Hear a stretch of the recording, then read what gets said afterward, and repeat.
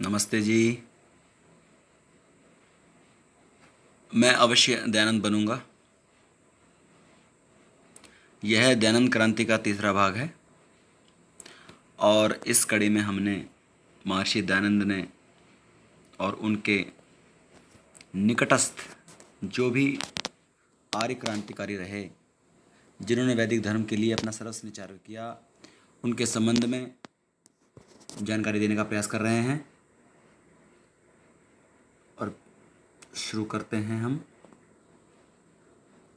ऋषि दयानंद के प्रिय मंत्र के साथ। ॐ विश्वानि देव सवितर्दुरितानि परासुव यद्भद्रं तन्न आसुव। ओम। आज हम जिनके बारे में चर्चा करेंगे, ऐसे क्रांतिकारी बलिदान जिन्होंने दिए, वो आर्य बंधु जिन्होंने उस आर्य कार्य को चरितार्थ किया, और इनमें से जो मुख्य हैं स्वामी श्रद्धानंद जी, पंडित लेखराम, पंडित गुरुदत्त विद्यार्थी जी। इन्होंने तो महर्षि दयानंद का सानिध्य प्राप्त भी किया, और चूंकि उन्होंने महर्षि दयानंद के जीवन को देखा, उनकी मृत्यु देखी, तो जो महर्षि दयानंद करते आ रहे थे उन्होंने उसको वैसे ही करने का प्रयास किया और अपने अंदर से डर को ख़त्म कर दिया। बिल्कुल निर्भय थे। जैसे महर्षि दयानंद थे, ऐसे ये भी निर्भय थे, और इतने निर्भय थे कि इन्होंने सत्य को स्वीकार किया और असत्य का तुरंत त्याग कर दिया। और इसी कड़ी में आगे जाकर किसी आर्य क्रांतिकारी से प्रेरणा लेकर श्री राम प्रसाद बिस्मिल जी ने हिंदुस्तान रिपब्लिक एसोसिएशन के माध्यम से अपने जो साथी थे चंद्रशेखर आज़ाद और भगत सिंह जी, उनके साथ मिलकर अंग्रेजी साम्राज्य की चूल्हे हिला दी। तो मेरा कहने का यह प्रयास है कि हम किस बात पर बलिदान कर रहे हैं, हम किस बात का गर्व कर रहे हैं कि हम आर्य निर्माण कर रहे हैं, हम सत्र लगा रहे हैं, किसी को आर्य प्रेरणा दे रहे हैं, या इस बात का गर्व कर रहे हैं कि जैसे दयानंद हुए, जैसे श्रद्धानंद हुए, पंडित लेखराम हुए, अब राम प्रसाद बिस्मिल हुए, और उनको जिस तरह से मार दिया गया, उनको कत्ल कर दिया गया, उनकी हत्या कर दी गई, इन सब की कहानी सुनाने में हमें मजा आने लगा है, क्योंकि हम मजा ही तो ले रहे हैं। अगर हम उनके जीवन को देखकर कोई भी क्रिया प्रतिक्रिया नहीं कर पा रहे हैं, उनकी चेतना की उस पीड़ा को हम महसूस नहीं कर पा रहे हैं, तो हमें लगता है कि हम अब मजा ही लेने लगे हैं और इस बात का गर्व करने लगे हैं कि मेरे पूर्वजों ने, जो कि इतने श्रेष्ठ थे, इतने महान थे, और उनकी दृष्टि से ऐसा कोई भी इस समय पृथ्वी पर अन्य कोई मत नहीं है जिसमें श्री राम, श्री कृष्ण, आचार्य चाणक्य, शिवाजी, गुरु गोविंद सिंह, महाराणा प्रताप, महर्षि दयानंद सरस्वती, स्वामी श्रद्धानंद, पंडित लेखराम, पंडित गुरुदत्त विद्यार्थी और राम प्रसाद बिस्मिल जैसा, अरे ऐसा तो कहीं भी नहीं मिलता, अरे ऐसा तो पुरुष कहीं नहीं मिलते। इस बात में इतने फूल गए कि कार्य करना ही बंद कर दिया, कार्य करना बंद कर दिया, दरवाजों को खटखटाना बंद कर दिया, घरों को खटखटाना बंद कर दिया। 135 करोड़ के देश में आज हम पहला आर्य समाज भी शिथिल हो गया इनके जाने के बाद, और अब जो आर्य क्रांति हमारे अंदर आई उसके बाद भी हम शिथिल हो गए, अपनी शक्ति सामर्थ्य का तालमेल नहीं बना पाए, और हम सब ने इतना बड़ा संगठन होने के बाद भी इन सब के 1% के बराबर भी काम नहीं किया, और 135 करोड़ में से अभी 1% भी लोग हमें ठीक से जानते नहीं हैं। कार्य करने के लिए अपना इन्होंने सर्वस्व दान किया, निर्भय हुए। और अगर हमें इनकी तरह बनना है, अगर हमको स्वामी श्रद्धानंद बनना है, पंडित लेखराम बनना है, पंडित गुरुदत्त विद्यार्थी बनना है, या पंडित राम प्रसाद बिस्मिल बनना है, तो कार्य करने के लिए हमें अपना शारीरिक स्तर स्वस्थ होना होगा, मानसिक स्तर उसमें हमें दृढ़ता लानी होगी, निर्भय होना होगा, और आध्यात्मिक स्तर अतः आत्मा के ज्ञान को, आत्मा के उस विज्ञान को, अमर आत्मा को भी जानना होगा, जिसके लिए मेरे 2 वीडियो पड़े हुए हैं, उनको देख लेना। और निश्चित मानो 3 महीने के अंदर आपको अपनी आत्मा की अनुभूति होने लगेगी। और आर्थिक स्तर को, जो भी आर्थिक स्तर आपका है, उन सबको उठाना पड़ेगा। उसके लिए काम करना होगा, क्रांतिकारी बनना होगा, युद्ध स्तर पर काम करना होगा, 24 घंटे काम करना होगा, 24/7। तो सारी दुनिया हर स्तर पर तुम्हारा स्वागत करेगी, चाहे वो निम्न स्तर हो, मध्यम वर्ग हो, उच्च वर्ग हो, अमीर हो, गरीब हो, सब तुम्हारा स्वागत करेंगे। अरे सब अपना, अपने समाज का, अपने परिवार का हित ही तो चाहते हैं, और हम सब भी तो उनका हित ही चाहते हैं, क्योंकि हम अपना हित पालने में स्वतंत्र नहीं है। हम सर्वहित के लिए ही, सबके हित में ही अपने हित को समझने वाले आर्य लोग हैं, आर्य पथ पर चलने वाले लोग हैं। अब कितने हम आर्य बनेंगे यह तो समय बताएगा, लेकिन अगर आपको इनके काम करने हैं, इनका 10% भी प्राप्त करना है, तो आपको अपने सब स्तरों को उठाना होगा, अपनी जड़ता को खत्म करना होगा। प्रचार प्रसार कौन कर सकता है? प्रचार प्रसार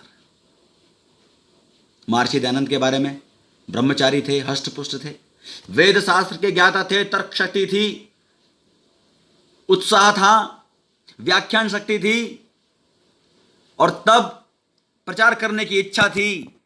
आध्यात्मिकता में परमात्मा का सानिध्य प्राप्त कर चुके थे, आत्म साक्षात्कार कर चुके थे। तब उन्होंने धर्म की बिगड़ी दशा को, विद्वानों की दयनीय स्थिति को, पंथाइयों की दशा को, सबसे मुकाबला किया। प्रचार प्रसार के लिए आपको सब चीजों में आगे आना होगा। आपको वेद का मर्म समझना होगा, आपको तर्क शक्ति सीखनी होगी, आपको आत्म साक्षात्कार करना होगा।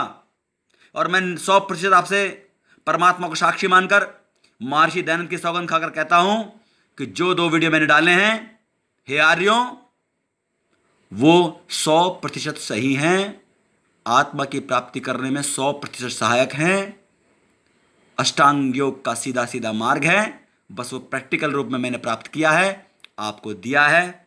अगर किसी को लगता है कि मुझे कठिनाई है, वो 3 महीने में मिले, 6 में मिले, 3 साल में मिले, अरे कई जन्म लग जाते हैं, यहाँ तो महीनों की और सालों की बात हो रही है। और किसी को प्रयोगात्मक तरीके से कुछ समझ में ना आए तो मुझसे संपर्क करें, मुझसे फ़ोन पर बात करें।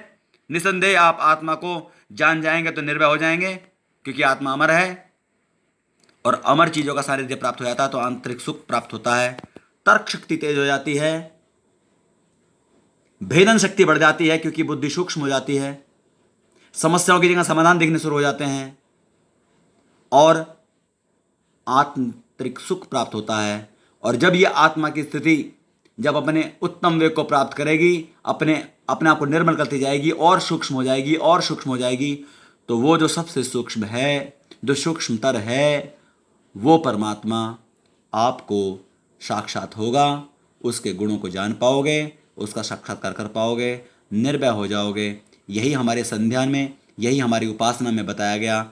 बस वो वाचन है, मंत्रों का पाठन है, भाषा है, और वो जो मैंने बताया वो क्रियात्मक पक्ष है। तो क्रियात्मक पक्ष बहुत महत्वपूर्ण है। परमात्मा और आत्मा का जितने भेद आज पैदा कर दिए हैं हमारे अनपढ़ गवार बस्ता भारियों ने, वो सब मैंने सरल कर दिए। निसंदेह वो परमात्मा वर्तमान है, और हम सबको अपने भूत के विचारों से और भविष्य के विचारों से मुक्ति पाकर वर्तमान रहना होगा। वर्तमान रहोगे तो आप अपनी आत्मा का साक्षात्कार करोगे। उससे पहले आपकी बुद्धि सूक्ष्म हो जाएगी, आपको हर चीज की समस्या में भेदन करने की क्षमता प्राप्त होगी। जैसे अग्नि सब वायु के अंदर भेदन कर देती है उसकी ऊष्मा, ऐसे ही सूक्ष्म बुद्धि हर समस्या का भेदन कर देगी, और वो सूक्ष्म बुद्धि एक दिन अति सूक्ष्म आत्मा को प्राप्त करके परमात्मा का दर्शन करेगी। वही क्रिया मैंने बताई है। मुझे आत्मा का कुछ दर्शन हुआ है कई सालों के बाद, लेकिन प्रक्रिया बहुत छोटी है। लंबी प्रक्रिया के बाद पता चलता है कि आप क्या कर रहे थे। अतः मैं धर्मेंद्र कटारिया आपको यह बताना चाहता हूं कि निसंदेह महर्षि दयानंद का मार्ग, हमारे आर्यों का मार्ग, हमारे गुरुकुलों का मार्ग ही परमात्मा तक ले जाने में सहायक है। चाहे कर्म योग हो, चाहे भक्ति योग हो, और चाहे अष्टांग योग हो, यह केवल और केवल भाषा का अंतर है। अष्टांग योग को प्राप्त करना ही पड़ता है। भक्ति योग में हम इनके नाम नहीं ले पाते, लेकिन भक्ति योग के अंदर भी हम आंतरिक रूप से इनको प्राप्त करते हैं, क्योंकि आत्मा के संस्कार जब तक नहीं हटते हैं तब तक वो प्रकट नहीं होती है। ऐसे ही कर्म योग के अंदर जब एक व्यक्ति कर्म पर इतना टिक जाता है कि बाकी सबका वो विस्मरण कर देता है, तब वो कर्म योग ही उसका अष्टांग योग बन जाता है। परमात्मा तक पहुंचने का एक ही मार्ग है, अष्टांग योग है। और वो अष्टांग योग की क्रिया मैंने आपको बताई, बहुत ही सरल प्रक्रिया है, क्योंकि परमात्मा बहुत सरल है, आत्मा बहुत सरल है और उसकी प्रक्रिया भी बहुत सरल है। कठिन तो केवल हम हैं, जो हम विचार इतने कठिन कठिन करते हैं, अपने ऊपर इतना बर्डन रखते हैं। सुबह से हम आर्थिक समस्याओं में, मानसिक समस्याओं में, सामाजिक समस्याओं में इतने घिरे रहते हैं कि हम वर्तमान ही नहीं हो पाते। और जब परमात्मा वर्तमान है और तुम वर्तमान नहीं हो, तो कैसे प्राप्त करोगे परमात्मा को? आपसे प्राप्त ना होगा, वर्तमान में आना होगा। वर्तमान में जाने का तरीका है, कई सारी विद्याएं हैं, कुछ मैंने बताई हैं, कुछ मैं आपको समझा सकता हूं। अतः परमात्मा प्राप्त होगा और इस दुनिया से बहुत बड़े आडंबर का, बहुत बड़े असत्य की काट होगी और परमात्मा की सही विद्या, सत्य विद्या लोगों तक पहुंचेगी। हमारी जो संध्या है उसमें जो प्रकृति का क्रम है, वह जो बदलती प्रक्रिया है, वो जो बदलाव है, वही सब सत्य है। और ये बदलाव के अंदर जो नित्य है, वो आत्मा, वो प्रकृति, वो परमात्मा, उस अनादि परमात्मा को, उस अमर आत्मा को, उस अमर प्रकृति को जानने के लिए आत्मा को वर्तमान होना होगा। क्योंकि प्रकृति वर्तमान है, परमात्मा भी वर्तमान है, लेकिन आत्मा कभी भूत में रहती है और कभी भविष्य में रहती है। वो अपना चिंतन नहीं कर पाती, इसलिए कहती है कि परमात्मा तक जाने में तो कई जन्म लगेंगे। भैया कई जन्म लगेंगे वास्तव में, अगर तुम वर्तमान ना हुए। अतः मैं आगे आता हूं। दयानंद की कार्यशैली, अरे 14 साल की छोटी सी उम्र में उन्होंने देखा कि किस तरह से हमारे उस महान शिव को, जो इतना प्रचंडकारी है, रुद्र है, उसके ऊपर चूहे चढ़ रहे हैं, उसकी मूर्ति के ऊपर। तो उनको लगा कि कुछ गड़बड़ है। जब बहन की मृत्यु हो गई, चाचा की मृत्यु हो गई, तो उन्हें लगा कि यहां भी कुछ गड़बड़ है, बार बार मृत्यु हो रही है, मेरी भी मृत्यु होगी, इसका मतलब है ये दुनिया असत्य है, इसके अंदर मृत्यु हो रही है, इसके अंदर सब जा रहा है और मेरा जो ज्ञान है वो ठीक नहीं है, इससे मुझे दुख प्राप्त हो रहा है, इसका मतलब है कि कुछ छुपा हुआ है जो मुझे ज्ञात नहीं है। और इन दो प्रश्नों के लिए उन्होंने अपना घर त्याग दिया। और कुल मिलाकर पूरा जीवन इतिहास सबको जानते ही हैं, कई कई चीज़ों से हमको पता चलता है, कई किताबें लिखी गई, कई व्याख्यान हैं, यूट्यूब पे वीडियो पड़े हुए हैं। ऐसा कुछ नहीं हम जान नहीं सकते, लेकिन हमें समझने में दिक्कत होती है, उस भाव को, उस भावना को जानने में दिक्कत होती है। इसलिए अगर आज तक हमसे कोई गलती हुई है, अगर हमें लगता है कि 10 साल पहले हम ये कर लेते तो आज ये होते, 5 साल पहले कुछ कर लेते तो आज ये होते, तो आर्यों, हे वैदिक संतानों, हे सनातन धर्मियों, श्री राम के वंशजों, श्री कृष्ण के वंशजों और जितने भी महान आर्य पुरुषार्थी हमारे पूर्वज रहे हैं, उन सबके संतानों, मैं तुमसे आग्रह करता हूं, निवेदन करता हूं कि आज से, इस वक्त से अपने सारे उन कार्यों को, उन गलतियों को भुला दो और नई ऊर्जा से लगो, नए उत्साह से लगो। क्योंकि हम एक एक सेकंड नहीं जीते हैं, एक सेकंड के भी हजारों लाखों हिस्से में जो पल, जो क्षण होते हैं, वो डिसाइड करता है कि हमारा भविष्य कैसा होने वाला है। हम तो इतनी सूक्ष्मता में जीने वाले लोग हैं, हमें सेकंड, घंटों का हिसाब बताया जा रहा है। अरे क्षण को जियोगे, क्षण डिसाइड करेगा कि क्या होने वाला है। क्षण में जियो, परमात्मा प्रकट होगा आत्मा के साथ, निसंदेह निर्भय होगे, सत्य का ही पालन करोगे, असत्य को छोड़ दोगे। यह मेरा महर्षि दयानंद के साक्षात्कार के समय मुझे अनुभूति हुई, वो मैंने आपसे डिस्कस की। और इस डिस्कस करने के बाद मेरा एक ही आग्रह है कि समय नष्ट ना करें, क्योंकि जो भी कर्म आप कर रहे हैं उसका फल परमात्मा देना निश्चित कर चुका है। अतः सुधार लें, जड़ता को तोड़ दें, जड़ का फल जड़ मिलेगा, चेतन का फल चेतन मिलेगा, और परमात्मा की तरफ बढ़ोगे तो उसका फल वैसा मिलेगा। बुद्धि का जैसा तल होगा वैसा व्यवहार करोगे और वैसा ही कार्य करोगे। दयानंद ने भी यही कहा, जैसे जैसे उनकी बुद्धि का तल बढ़ता गया, चेतना का तल बढ़ता गया, उनके कार्यों में तेजी आती गई। हमारे संगठन के साथ उल्टा हुआ कि जैसे जैसे हमारे लोगों के अंदर संख्या बढ़ी, चेतनता का अभाव हो गया। इसका मतलब हमने अपना रास्ता थोड़ा गलत पकड़ लिया। एक व्यक्ति ऋषित्व को प्राप्त करता है, पूरे भारत का भ्रमण करता है, और हम हजारों लाखों की संख्या में होने के बाद हम सब घरों में घुस जाते हैं। हम एक दूसरे को समझ नहीं पाते हैं, जान नहीं पाते हैं, दरवाजे खटखटा नहीं पा रहे हैं, एक दूसरे से बात नहीं कर पा रहे हैं। इसका मतलब हम ना तो चेतन, अरे हम जड़ नहीं, महाजड़ हो गए। क्योंकि गलती उसकी है जो जान ले, जो नहीं जानता उसकी गलती तब तक है जो वो क्योंकि नहीं जानता, जानने के बाद भी गड़बड़ कर रहे हो, संध्या करने के बाद गड़बड़ कर रहे हो, उपासना करने के बाद गड़बड़ कर रहे हो, इसका मतलब संध्या उपासना कर ही नहीं रहे हो। मेरे आर्यों, प्रयोगात्मक पक्ष की तरह जाओ और दयानंद के जीवन को पढ़ो, जीवनी को पढ़ो, विद्या अलंकार द्वारा उनकी लिखित जीवनी को पढ़ो। निसंदेह आपके अंदर जो भावना प्रकट होगी वो इस पूरे समाज का कायाकल्प कर देगी, परमात्मा के मार्ग को बता देगी। अतः हे आर्यों, महर्षि दयानंद ने उनकी तर्क शक्ति बढ़ाई, उनको समझने का प्रयास किया, किसी ने कुछ गलत बता दिया तो उसका सुधार किया। इस तरह करते करते उन्होंने पूरा जीवन बिताया और स्वामी विवेकानंद ने उनको सत्य का मार्ग दिखाया, उसका मर्म समझाया। उनके दो प्रश्न चल रहे थे मन में, उनके उत्तर का समाधान दिया कि मृत्यु क्या है, आत्म साक्षात्कार क्या है और कैसे वो परमात्मा कौन है, क्या करता है। और तब से उनके सारे क्रियाकलाप बदल गए, आपके भी बदल जाएंगे। दोनों वीडियो देख लेना। और उन्होंने 39 वर्ष की आयु से मृत्यु पर्यंत 15-20 से 20 वर्षों में जो कर दिया वो हम 100 सालों में ना कर पाएंगे अगर ऐसे ही रहे। और निसंदेह अगर हम लाखों हैं तो हम अगले 2 वर्षों में भी वो कर सकते हैं जो हम अगले 100 सालों में सोच रहे हैं। उन्होंने गुलामी काल में वो कर दिया जो आज हम आजादी काल में नहीं कर पा रहे हैं, क्योंकि हम भयभीत हैं। इस भय को छोड़ दो, नहीं तो हमारे बच्चे सुरक्षित नहीं हैं, हमारा समाज सुरक्षित नहीं है, हमारी वैदिक संस्कृति सुरक्षित नहीं है और हम सब कहीं कलंक ना बन जाएं अपनी इस वैदिक संस्कृति पर कि ये जानते थे लेकिन कुछ कर ना पाए। अतः इस कलंक से बाहर निकलो। और महर्षि दयानंद जिस तरह अपनी पुस्तकों के आखिरी में लिखते थे अल्पमति विस्तारेण, वही मैं कहना चाहता हूं कि हम अपनी अल्पमति का विस्तार करें। मेरी कुछ विस्तार हुई है, आप भी करें, निसंदेह करें, ऋषि की बात माने। और मैं एक तथ्य आपको बता देना चाहता हूं कि परमात्मा को यह विश्वास था, परमात्मा क्योंकि सर्वज्ञ है, वह सब जानता है, अतः वह जानता है कि वेद ज्ञान को संभालने की, पूरे वेद ज्ञान को जो मनुष्यों के लिए है उसको संभालने की ताकत एक मनुष्य में नहीं है। इसलिए उन्होंने वेद के ऋग्वेद को, यजुर्वेद को, सामवेद को, अथर्ववेद को चारों ऋषियों के अंतःकरण में आत्म साक्षात्कार के द्वारा उनको मंत्रों के साक्षात्कार कराए, या ये कहें कि उन ऋषियों ने अपने आत्म साक्षात्कार के द्वारा उन मंत्रों का साक्षात्कार किया और अपनी रुचि के अनुसार, अपनी योग्यता के अनुसार केवल एक एक वेद को ही ले पाए, क्योंकि इससे अधिक उनकी क्षमता नहीं थी। तो मैं आपसे कहना चाहता हूं कि कोई भी एक व्यक्ति अगर सृष्टि के प्रारंभ में उस वेद को अकेला ना संभाल पाया तो आज भी ऐसा कोई नहीं है जो उन वेदों को अकेला संभाल पाएगा। इसलिए हमारे एक एक वेद के आचार्य होते हैं, एक एक वेद के ऋषि होते हैं।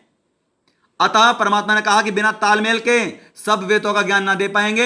इसलिए हे आर्यों, तालमेल बनाओ अपनी आर्थिक शक्ति का, अपनी सामाजिक शक्ति का, अपनी मानसिक शक्ति का, अपनी आध्यात्मिक शक्ति का, क्योंकि ये दुनिया त्रस्त है, इन अनपढ़ गवारों के हाथों त्रस्त है जो मंचों पर से खड़ा होकर असत्य बोलते हैं, हम सुनते हैं, जो असत्य रूप में लोगों को मार देते हैं, हम उनकी क्रियाओं को देखते रहते हैं। महर्षि दयानंद ने स्वीकार ना किया, आप भी स्वीकार ना करो, सत्य को स्वीकार करो, असत्य का तुरंत नाश करो। और अगली कड़ी में, चौथे भाग में मैं आपको बताऊंगा कि कैसे कैसे स्वामी श्रद्धानंद जी ने, गुरुदेव विद्यार्थी ने, रामप्रसाद बिस्मिल ने अपने अलग अलग संगठन खड़े किए आर्य समाज से इतर, और निसंदेह उन्होंने एक मार्ग प्रशस्त किया। तो मैं आपसे कहना चाहूंगा कि निर्भय हो जाओ, मेरे दोनों वीडियो देखो। परमात्मा मात्र आपसे 10 मिनट की दूरी पर है, 10 मिनट की दूरी पर है, रोज आपको 10 मिनट लगाने हैं। और निसंदेह 3 महीनों में, 6 महीनों में, जैसे आपकी आत्मा का संस्कार है, आप निसंदेह उस आत्मा की तरफ बढ़ पड़ोगे और आपकी बुद्धि सूक्ष्म होकर सबसे पहली क्रिया होगी कि आपकी बुद्धि सूक्ष्म हो जाएगी, आपकी बुद्धि तेज हो जाएगी। जो भी आप नौकरी कर रहे हो, जो भी आप व्यवसाय कर रहे हो, जो भी आप खेती कर रहे हो, उन सबको आप बेहतर ढंग से कर पाओगे, दुगनी योग्यता आपके अंदर आ जाएगी। अतः मेरा निवेदन है कि आप अपने आत्मा को जानने के पथ पर ही बढ़ें और समाज में जो समस्या आ गई है जिसकी वजह से हमारा पूरा समाज खतरे में है, उसके लिए भी आप संकल्पित हों। इति ओम शम।